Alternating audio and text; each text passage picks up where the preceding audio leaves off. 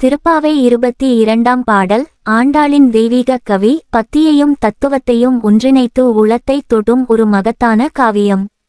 திருப்பாவையின் 22ஆம் பாசுரம் அங்கண்மா ஞாலத்தரசர் அபிமான ஆண்டாளின் பத்தியின் ஆழத்தையும் கோபிகைகள் கூறும் உளமுறுகலையும் வெளிப்படுத்துகிறது. பாசுரம்.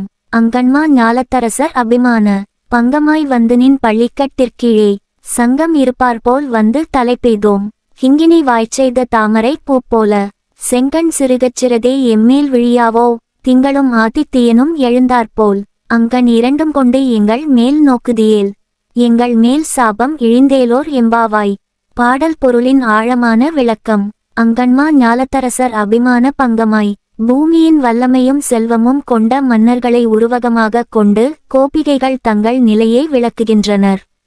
உலக மன்னர்கள் தங்கள் செல்வத்திலும் அரசாட்சியிலும் பெருமிதம் கொள்கின்றனர். ஆனால் கோபிகைகள் தங்கள் தெய்வீக கண்ணனிடம் செல்ல வேண்டிய இறைநேசம் குலைந்து போனதால் அவர்கள் தங்கள் எளியமானதையும் அபிமானத்தை இழந்ததையும் உணர்கின்றனர். சாத்தியமாய் விளக்கம். உலக பிரமாணங்களால் பெறப்படும் செல்வமும் பதவியும் நீங்களாகும்.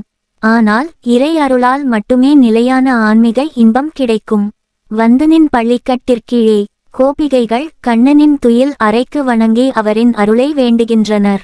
நாங்கள் நீண்ட தேடலின் பிறகு உன்னிடம் வந்துவிட்டோம். உன் அருகே வந்து அமைதியடைய விரும்புகிறோம். பள்ளிக்கட்டு என்றால் தெய்வீக தலத்தின் அடையாளம். ஆன்மீக கருத்து. கடவுளை அடைவதற்கான உளவியல் பயணம் துயரங்களாலும் முயற்சிகளாலும் நிரம்பி இருக்கும். ஆனால் இறைவனிடம் வந்து சேர்வதே நமக்கான உயர்வான இலக்கு. சங்கம் இருப்பார்போல் வந்து தலை பெய்தோம். கோபிகைகள் இங்கு சொல்கின்றனர். நாங்கள் ஒரு சங்கமாக ஒன்று சேர்ந்து உன்னிடம் வந்தோம். சங்கம் என்றால் அமைதி, ஒற்றுமை, பக்தி ஆகியவற்றின் உச்சம். சமுதாய பாடம். பக்தர்களின் ஒற்றுமை மற்றும் தங்கள் இறை வழிபாட்டில் ஒன்றிணைந்த மனோபாவம் சமூக ஒற்றுமையின் அடிப்படை உருவகமாக விளங்கும். கிங்கினி வாய்ச்செய்த தாமரை பூப்போல கண்ணனின் அழகிய கண்கள் தாமரை மலரை ஒத்தது என்று கோபிகைகள் கவர்ச்சியான வடிவம் கொடுக்கின்றனர். கிங்கினி வாசல் போல தாமரை மலரின் மென்மையும் சிறப்பும் கண்ணனின் கண்களின் அழகை அடையாளப்படுத்துகின்றன. ஆன்மீக அழகு. இறைவனின் பார்வையில் இருக்கும் கருணை, அழகு, சமநிலை ஆகியவை நம் வாழ்வின் உண்மையான ஆளுமை. செங்கண் சிறுகச்சிறதே எம்மேல் விழியாவோ. கண்ணனின் செங்கண் என்பது அவரது தெய்வீக பார்வையின் அடையாளம். கோபிகைகள் கேட்டுக்கொள்கின்றனர்.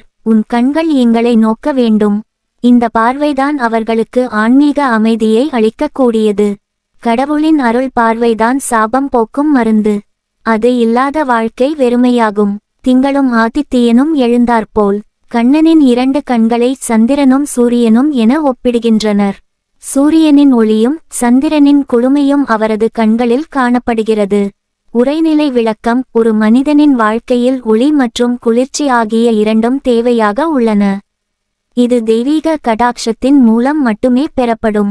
அங்கண் இரண்டும் கொண்டு எங்கள் மேல் நோக்குதியேல். கோபிகைகள் இறுதியில் தங்கள் கோரிக்கையை மிக எளிமையாக முன்வைக்கின்றனர். கண்ணா, உன் பார்வை எங்களுக்கு அருள் புரியட்டும். இந்த பார்வைதான் அவர்களின் ஆன்மீக சாபம் நீங்க உதவும்.